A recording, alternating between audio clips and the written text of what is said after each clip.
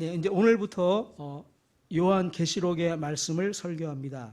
네, 요한계시록은 신구약 성경 전체의 마지막 책입니다. 성경의 마지막인 만큼 성경 전체의 결론이 명확하고 분명하게 나타나 있습니다.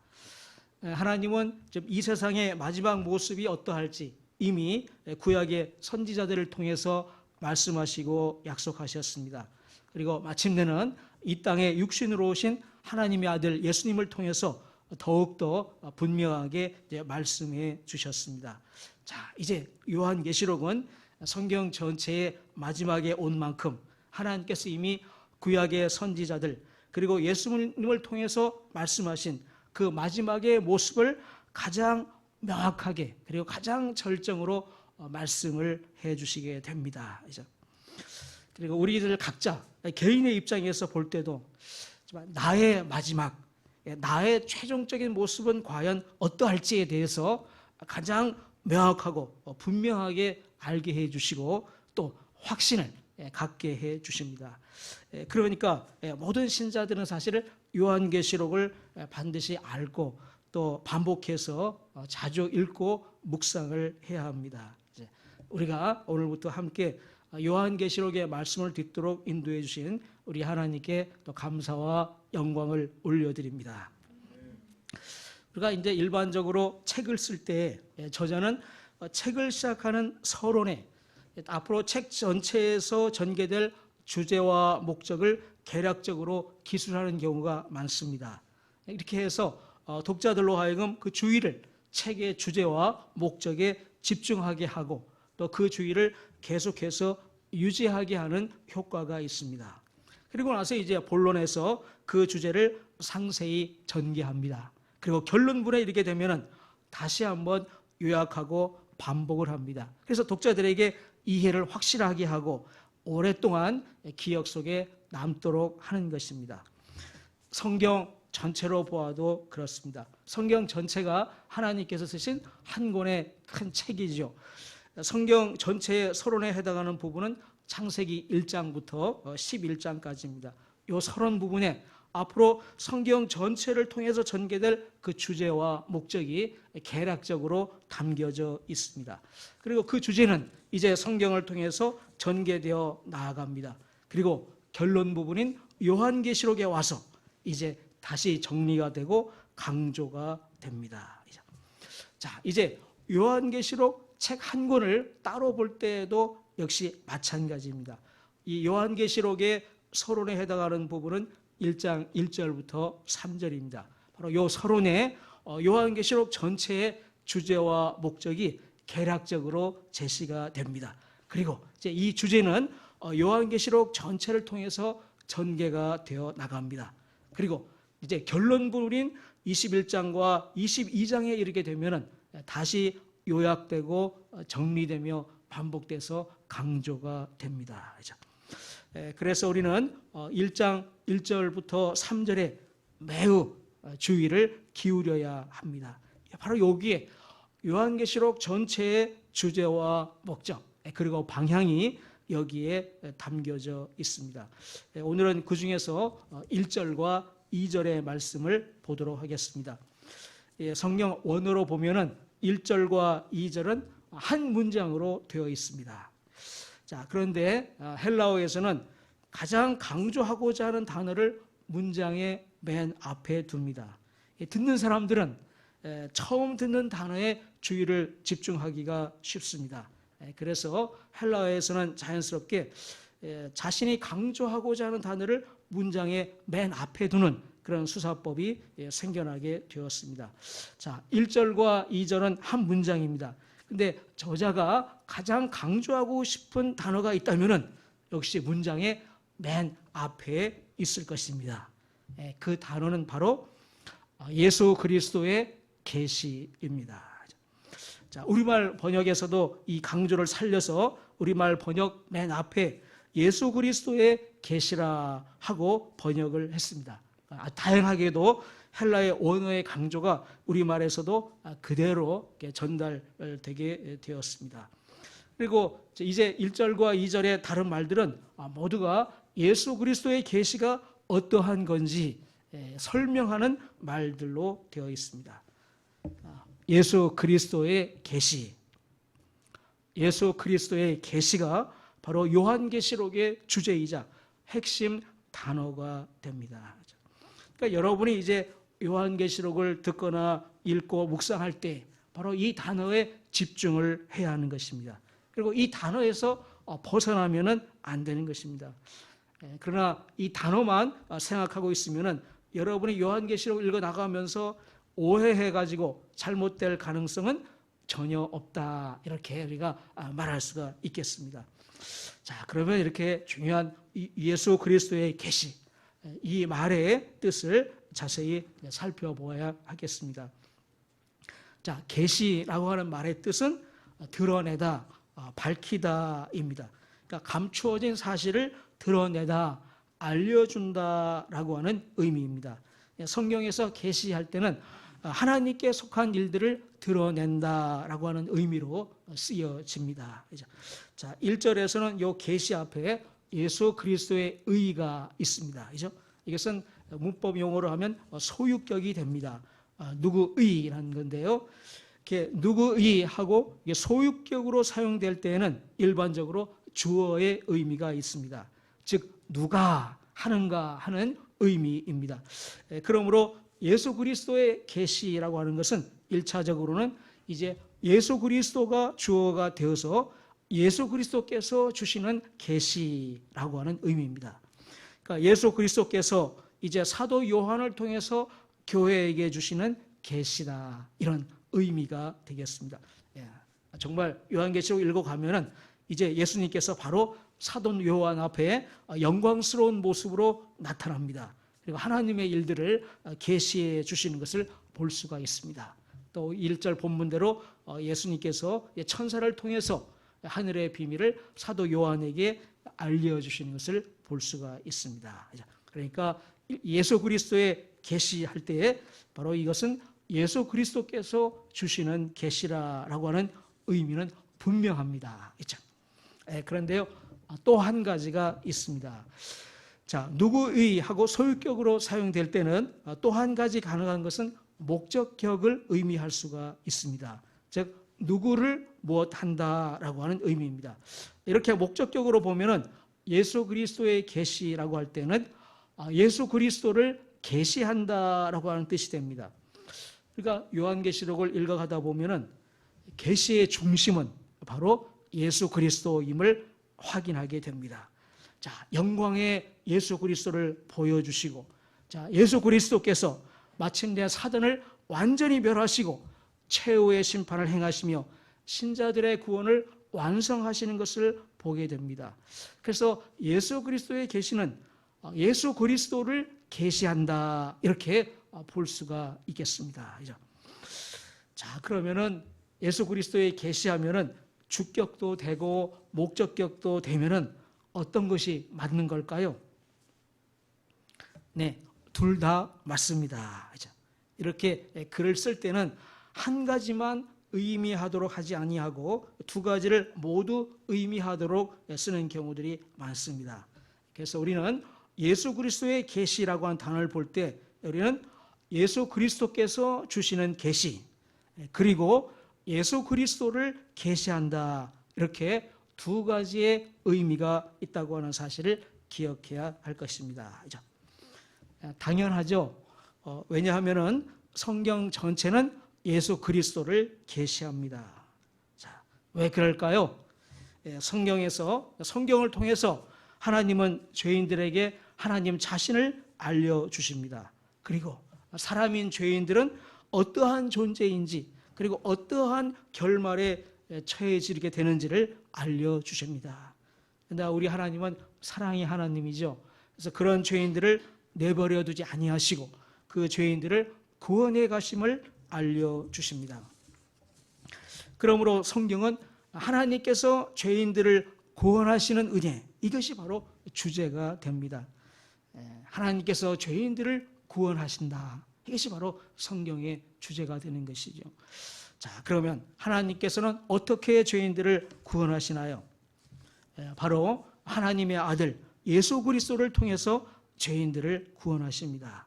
그러니까 성경의 모든 부분은 구원의 길, 하나님이 정하신 구원의 길인 예수 그리스도를 가리키도록 기록하는 것이 당연합니다. 이제 구약 성경에서는 이스라엘 백성들을 택해서 장차 그리스도가 오셔서 죄인들을 완전하게 구해서 온전한 하나님의 백성으로 삼으실 것을 가리키고 준비하게 됩니다. 그들로 하여금 그리스도를 기다리게 하는 거죠. 그리고 신약 성경에 와서는 마침내 약속하신 그리스도가 오셨음을 밝혀 나갑니다. 구약 성경에 예를 들면 어떻습니까? 자, 레위기를 보면은 희생 제물의 피로 이제 제사를 드리도록 했습니다. 그러면서 제사 드리는 자가 희생 제물의 피를 통해서 자신의 죄를 용서받는 것을 경험하게 합니다. 그러면서 이제 하나님은 장차 하나님의 아들 예수 그리스도의 피로 죄인들을 완전하게 용서하실 것을 미리 보여주시고 준비하게 하시는 것입니다. 그래서 마침내 하나님의 아들 예수 그리스도가 오셔서 십자가에서 피를 흘리셨을 때 비로소 그때 그 피의 의미가 무엇인지, 왜 하나님의 아들이 피를 흘리셔야 했는지 그것을 깨달을 수 있도록 해주십니다. 그래서 모든 성경은 하나님께서 구원의 길을 알려주시는데, 하나님의 구원의 길은 바로 하나님의 아들 예수 그리스도이시므로 모든 성경은 예수 그리스도를 가리키고 있는 것입니다. 그러니까 모든 성경의 계시는 결국 예수 그리스도를 계시하는 것입니다. 자, 이 사실은 사도 요한이 자신이 왜 요한복음을 기록했는가를 말하는 데서도 우리가 잘 알 수가 있습니다. 요한복음 20장 30절과 31절입니다. 예수께서 제자들 앞에서 이 책에 기록되지 아니한 다른 표적도 많이 행하셨으나 오직 이것을 기록함은 너희로 예수께서 하나님의 아들 그리스도이심을 믿게 하려 함이요, 또 너희로 믿고 그 이름을 힘입어 생명을 얻게 하려 함이니라 했습니다. 예수께서 제자들 앞에서 이 책에 기록되지 아니한 다른 많은 표적도 행하셨다 말씀합니다. 사실 예수님께서 이 땅에 계실 때 얼마나 많은 일들을 하셨겠습니까? 그죠? 제자들과 엄청난 많은 일들이 있었고 또 제자들과 많은 대화들이 있었습니다. 그런데 그런 수많은 일들 가운데 사도 요한은 지극히 일부만을 요한복음으로 기록을 했습니다. 수많은 일들 가운데 과연 어떤 일들을 선택하고 기록을 했을까요? 바로 예수님께서 하나님의 아들이심을 가장 잘 나타내는 일들을 대표적으로 선택을 하고 기록을 했습니다. 그래서 사람들로 하여금 예수님께서 바로 하나님의 아들 그리스도이심을 믿게 하려고, 그걸 믿음으로 구원을 얻게 하려고 그렇게 한 것입니다. 자, 하나님께서 세상을 창조하신 이후로 엄청나게 많은 시간이 흘렀습니다.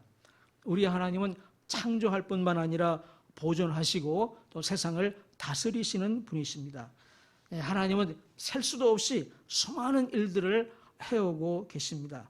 그러니 이 성경에 기록된 일들은 아주 하나님께서 하신 그 헤아릴 수 없는 수많은 일들 가운데 아주 극히 일부의 일들입니다.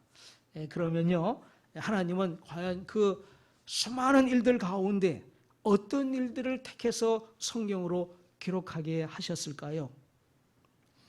바로 사람들로 하여금 장차 하나님의 아들 예수 그리스도를 믿고 구원에 이르도록 하는 일들을 성경으로 기록하게 하셨으면 당연합니다. 구약에서는 오실 그리스도를 미리 준비하도록 하시는 일들을, 그리고 신약 성경에서는 오신 그리스도를 알고 믿도록 하시는 일들을 성경으로 기록하게 하신 것입니다. 그러니 모든 성경이 바로 그리스도를 향하고 그리스도를 가리키고 있는 것이죠. 자, 이 사실은 예수님께서도 말씀해 주셨습니다. 자, 예수님께서 부활하신 후에 낙심해서 이제 엠마오로 가고 있는 제자들에게 나타나셔서 말씀해 주셨습니다. 누가복음 24장 25절에서 27절입니다. 이르시되 미련하고 선지자들이 말한 모든 것을 마음에 더디 믿는 자들이여 그리스도가 이런 고난을 받고 자기의 영광에 들어가야 할 것이 아니냐 하시고 이에 모세와 모든 선지자의 글로 시작하여 모든 성경에 쓴 바 자기에 관한 것을 자세히 설명하시느니라 했습니다. 자, 제자들은 예수님께서 십자가에 죽으셨다는 거에 그 의미를 전혀 이해하지 못하고 있었습니다. 그때 예수님께서 엠마오로 가고 있는 제자들에게 나타나셨습니다. 그리고 그들에게 하나님은 이미 구약 성경으로 그리스도의 고난과 영광을 말씀하셨고 이제 예수님 자신이 그리스도로서 바로 그 고난을 받으신 것이라 말씀해 주셨습니다. 그때 비로소 제자들은 눈이 뜨이면서 깨닫습니다. 이와 같이 모든 성경은 예수 그리스도를 가리키고 계시합니다. 예수 그리스도의 고난과 영광, 또 예수 그리스도를 통한 구원을 말씀합니다. 그래서 이제 우리들도 모든 성경을 읽을 때, 특별히 구약 성경을 읽을 때 이 성경 본문은 어떻게 예수 그리스도를 가리키고 있는지 그것을 늘 생각을 해야 합니다. 어떤 본문들은 그 레위기의 희생제사와 같이 분명하게 그리스도를 가리킵니다. 그래서 우리가 알기가 쉽습니다. 그런데 어떤 본문들은 암시적으로 분명히 드러나지 않게 그리스도를 가리키기도 합니다. 자, 근데 우리 이제 성경을 읽는 우리들은 성경의 저자이신 하나님께서는 모든 성경이 예수 그리스도를 가리키도록 의도하셨다라고 하는 사실을 늘 생각을 하면서 이제 모든 본문에서 이 본문이 어떻게 그리스도를 가리키고 있을까, 예수님을 어떻게 가리키고 있을까, 그것을 생각하도록 또한 애써야 할 것입니다. 그렇게 애쓰다 보면은 하나님께서 마침내는 말로 다 할 수 없는 그 영광과 기쁨과 은혜를 부어 주실 줄로 믿습니다. 자, 요한계시록도 성경의 일부죠. 바로 이 사실, 모든 성경은 예수 그리스도를 가리킨다고 하는 사실을 다시 한번 확인합니다. 자, 예수 그리스도의 계시. 자, 명백히 예수 그리스도를 계시하는 것이죠. 그리고 이제 이것은 주어로서 예수님께서 하나님의 일을 또한 계시를 합니다. 이제 예수님은 승천하신 후에 하늘과 땅의 모든 권세를 가지시고 하늘 보좌에 앉으셨습니다. 그 하늘 보좌에 앉으신 예수님께서 이제 사도 요한을 통해서 하나님의 일을 우리들에게 계시합니다. 그리고 그 계시의 목적, 주제 역시 예수 그리스도 자신입니다. 예수 그리스도께서 지금 현재 그리고 지금 앞으로 어떻게 신자들의 구원을 이끌어 가시는가, 그리고 어떻게 신자들의 구원을 완성하시는가, 거기에 대한 계시가 됩니다. 예수 그리스도의 계시, 주제이자 핵심 단어가 됩니다. 예수 그리스도의 계시. 그러나 삼위의 하나님이 항상 함께 하시죠. 자, 요한계시록에 이 예수 그리스도의 계시 역시 하나님 아버지로부터 왔음을 말씀합니다. 1절에 바로 이어지는 말씀입니다. 자, 이는 하나님이 그에게 주사, 하나님 아버지께서 아들이신 예수님께 주신 계시라라고 하는 말씀입니다. 그래서 그 계시를 이제 사도 요한은 2절에서 하나님의 말씀과 예수 그리스도의 증거라고 말합니다. 하나님께서 주셨으니 하나님의 말씀입니다. 그렇죠? 하나님이 주신 말씀을 예수님께서 증거하시며 계시합니다. 그러니 예수 그리스도의 증거입니다. 그렇죠? 그러면서 사도 요한도 자신이 계시받은 것을 교회에 전하면서 자신도 증거한다 이렇게 말합니다. 그렇죠? 자기가 본 것을 다 증언하였느니라. 그리고 이제 성령 하나님도 역시 신자 안에 계시면서 신자들이 계시를 받을 때 그 계시를 잘 깨달을 수 있도록 역사하십니다. 그러니까 예수 그리스도의 계시는 바로 1절에서 역시 삼위 하나님께서 함께 역사하는 계시다. 삼위 하나님께서 함께 하시는 계시라라고 하는 것을 밝히고 있는 것입니다. 모든 것의 기원은 아버지 하나님께 돌리죠. 그래서 예수 그리스도의 계시의 기원 역시 하나님 아버지에게 돌립니다. 자, 우리가 요한계시록을 시작하자마자 요한계시록의 주제와 목적 그리고 방향을 이게 잘 알게 되었습니다. 이제 우리는 어디 가서 요한계시록을 설교하는 것을 듣거나 요한계시록을 가르치는 사람들을 만나게 될 때 그들이 하나님의 사람들인지 아니면 사단에게 속한 이단들인지 잘 분별할 수 있게 되었습니다. 자, 그 말하는 내용이나 가르치는 내용의 중심이 예수 그리스도인지 아닌지를 보면 되는 것입니다.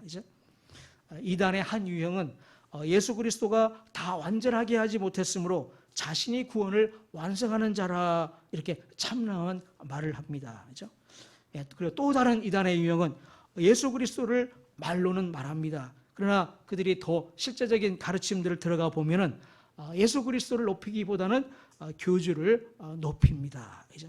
그래서 여러분은 이제 예수 그리스도의 계시 이 말을 기억하면은 영적인 분별을 하실 수가 있습니다. 자, 예수 그리스도의 계시인데요. 이와 관련해서 요한계시록에 기록된 예수님의 계시의 특별한 점을 우리가 말씀드리지 않을 수가 없겠습니다.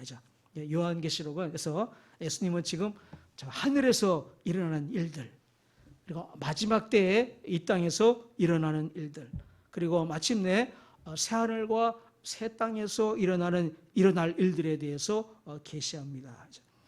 그런데 이런 일들은 우리가 경험하지 못하는 일들이 많습니다. 이 땅에서는 아직요. 그죠? 그래서 이런 일을 우리에게 알려주실 때 지금 우리가 쓰고 있는 언어나 사고를 사용해서 직접적인 말로 알려주시기가 어렵습니다. 그죠? 그래서 이 요한계시록에는 특별히 상징과 비유가 많이 사용이 됩니다. 한 예를 한번 들어보겠습니다. 우리가 구약시대에 사는 사람들에게 가서 비행기를 알려준다고 한번 가정을 해보겠습니다. 그 사람들은 기계적인 지식이나 과학 지식, 항공 비용을 전혀 알지 못하죠. 그런 사람들에게 전문 용어로 비행기를 설명할 수는 없는 것입니다. 아마 이렇게 말해주게 될 것입니다. 하늘을 나는 큰 새가 있어서 수백 명의 사람들을 싣고 여기서 저기로 순식간에 왕래하더라. 이렇게. 자, 근데 그러면은 듣는 사람들은 앞으로 먼 미래에는 뭔가 큰 새와 같은 것이 수백 명의 사람들을 운반할 수 있나 보다 이렇게 개략적으로 이해하면 되는 것입니다. 그런데 그 말을 듣고 어떻게 새가 사람을 실을 수 있는가? 어떻게 그것도 순식간에 이동할 수 있는가? 어떻게 수백 명의 사람들을 실을 수 있는가? 이렇게 따지면서 접근하게 되면은 전혀 이해할 수가 없게 되는 것이죠. 그래서 우리가 요한계시록의 이 상징들을 접하게 될 때 너무 어렵게 생각하지 말고 또 너무 이게 세밀하게 따지려 하지 말고 편하게 그 이미지를 연상하면서 편하게 받아들이시기를 바랍니다. 그러니까 아주 디테일하게 그게 무엇인지 이렇게 따지면서 이해하려기보다는 이것이 어떠한 점을 묘사하고 있는지 그걸 크게 보시면서 생각하고 받아들이시기를 바랍니다.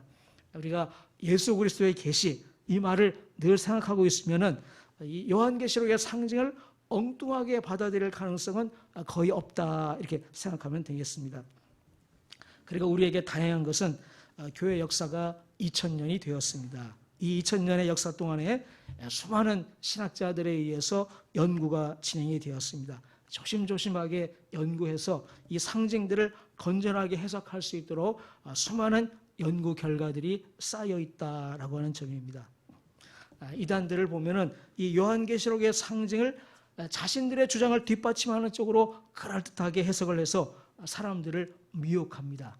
그런가 보다 하고 그죠? 그러나 우리는 예수 그리스도의 계시라고 하는 이 말과 교회 역사의 그 연구 결과들을 잘 참고하면은 그런 주장들을 거릇됐다는 것을 쉽게 분별해 낼 수가 있습니다. 그죠? 그리고 요한계시록에는 글자 그대로 받아들여야 할 부분이 있고 이렇게 상징과 비유로 받아들여야 할 부분들이 함께 있습니다. 그죠? 예를 들어 죽도록 충성하라. 이 말씀은 글자 그대로 받아들여야 되는 말씀이죠. 그죠? 반면에 상징으로 계시해 주시는 말씀들이 상당히 많이 있습니다. 그래서 요한계시록이 어렵게 느껴지는 것은 이 부분은 글자 그대로 받아들여야 하는지 아니면은 상징으로 받아들여야 하는지 이걸 구분을 해야 되는데 모든 부분마다 사람들의 의견이 일치하는 것은 아닙니다.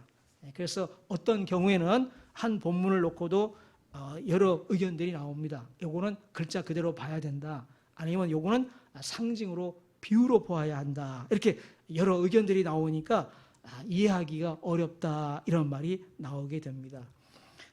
그러나 다행히 대부분의 본문들은 여기를 글자 그대로 받아들여야 할지 아니면 상징으로 받아들여야 할지 어렵지 않게 구별할 수 있습니다.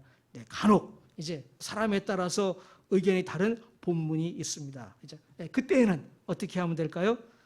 서로의 의견을 존중하는 것입니다. 서로의 의견을 존중하는 것입니다. 그리고 자신도 그 다양한 의견을 듣고 참조하면서 내 생각에는 이런 것 같다 이렇게 생각을 정리해 가시면 됩니다. 사실은 성경 전체의 본문을 세밀하게 들여다보면은 사람들에 따라서 의견의 차이가 있습니다. 왜냐하면 성경 자체가 아주 오랜 시대 전에 기록이 되었습니다. 그것도 옛날 말로 기록이 되었습니다. 그러니 당연히 이 글을 해석하는 사람에 따라서 어느 정도 의견의 차이가 생기는 것은 피할 수 없는 거죠. 그죠? 오히려 자연스러운 일입니다. 유대인들은 지금 두 사람이 모여서 한 성경 본문에 대한 해석을 토론을 하게 되면은 세 가지의 의견이 나온다고 합니다. 사람은 두 사람인데 본문의 해석은 세 가지가 나오는 게 유대인 목사님에게서 집회 중에 직접 들은 이야기입니다.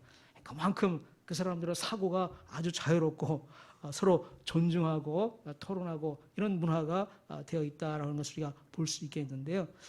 우리 학자들 간의 해석의 차이가 있는 부분 이런 걸 서로 존중하고 인정하고 이러면서 묵상하면서 하나님의 도우심을 또한 구하면서 여러분 자신의 우리의 생각을 정리해 가면 될 것입니다.